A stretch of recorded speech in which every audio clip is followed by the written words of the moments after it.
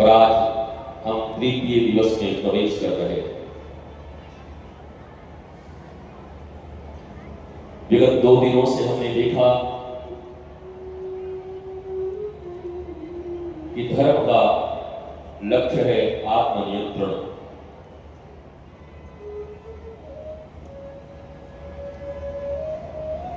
समाज, देश, कोई इंडिविजुअल व्यक्ति नहीं है जिसे सुधारा जा सकता है।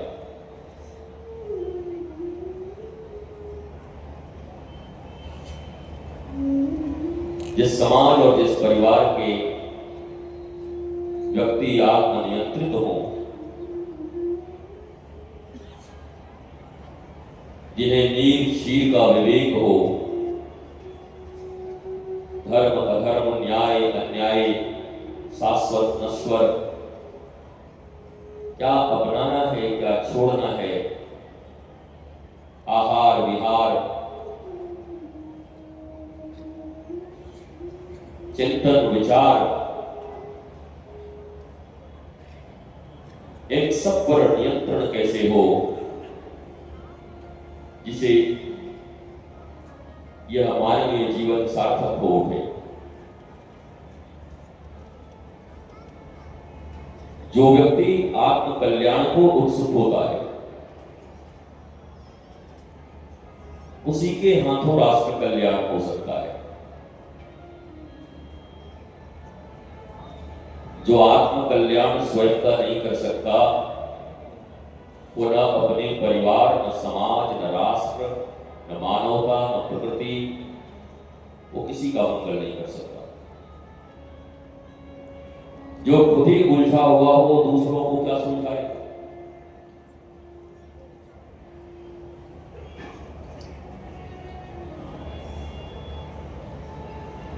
जो बचपन से लेकर जवानी तक, जवानी से लेकर बुढ़ापे तक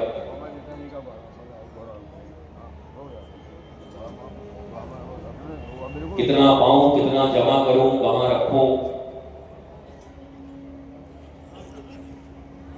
संग्रह करूं,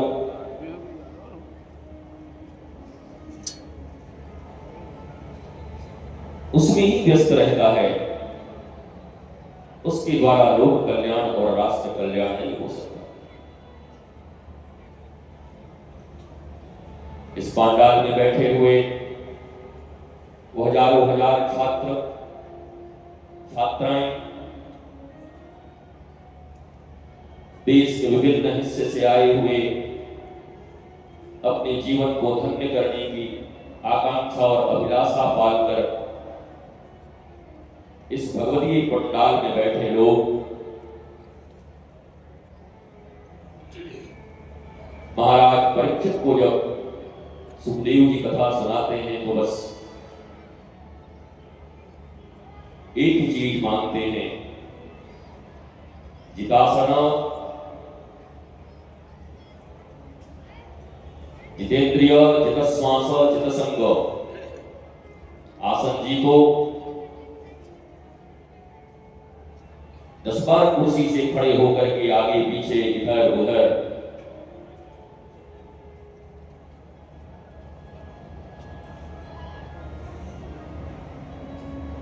पार्क की भांति इसे न बनाओ, जहां स्थान के लिए बैठ जाओ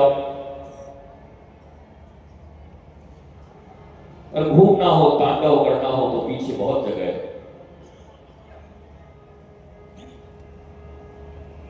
पर यहां तो एक रसिक की भांति, पिपासु की भांति, जिज्ञासु की भांति आज मुझे कुछ ऐसे सूत्र प्राप्त होंगे जिससे मेरा जीवन धन्य होगा। अपने व्यक्तिगत और पारिवारिक सामाजिक जीवन को साथ पाने में असफल लोग, संघर्षों में जूझ रहे लोग यहां से समाधान पाकर अपने जीवन के रंग तरंग, उमंग, उत्साह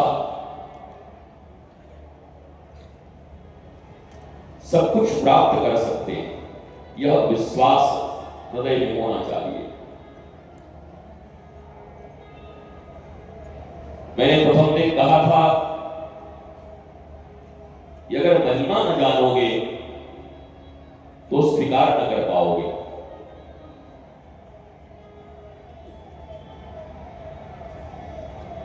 पांडाल में चल रहे इस भगवती राष्ट्र कथा के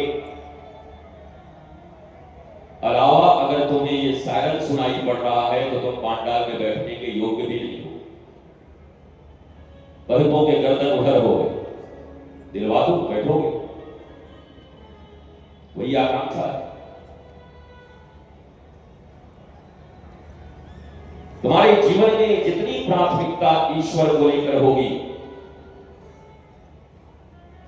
तुम्हारे जीवन में कथा को लेकर, धर्म को लेकर, आध्यात्म को लेकर, सन्मार्ग को लेकर, विवेक को लेकर, ज्ञान को लेकर, भक्ति को लेकर जितनी महत्ता होगी तुम उतनी ही रिसीव कर पाओगे, स्वीकार कर पाओगे। नहीं, हमारे भारत धर्म शास्त्र में कहा गया है मरकट वैरागी। मरकट माने बंदर, वो बंदर जो अपने मदारी के इशारे पर नाचता रहता है। तो मरकट वृत्ति लेकर, मरकट मन लेकर के कथा के पांडाल से अपने जीवन के उपयोगी किसी सार तत्व को तुम ग्रहण नहीं कर सकते। अच्छा क्या होगा अगर तुम्हें फिल्में अच्छी लगती तो तुम फिल्म में जाके बैठ जाते। ये साउंड अच्छी लगती है तो लखनऊ में जाके बैठ दो, दिन रात यही सुनाई पड़ेगा, साव साव साव, दो समोसा खाना फिर सुनते रहना। You have to choose. आपको चुनना पड़ेगा कि आपकी आवश्यकता क्या है, आप चाहते क्या। भौतिक जगत में, आध्यात्मिक जगत में, सामाजिक, पारिवारिक, आपको अपनी प्राथमिकताएं तय करनी है। जिस मनुष्य के जीवन में प्राप्ति की प्राथमिकताएं नहीं है, प्रायोरिटीज तय नहीं है, वो मरकट की तरह पूरा जीवन 70 साल हो, 80 साल हो, 90 साल हो, उदास, हताश और निराश ही रहता है।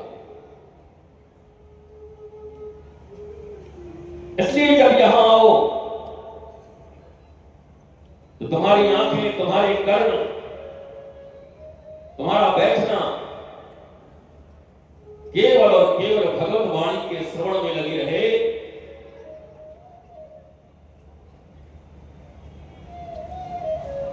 क्योंकि भगवान श्री कृष्ण ने गीता में कहा है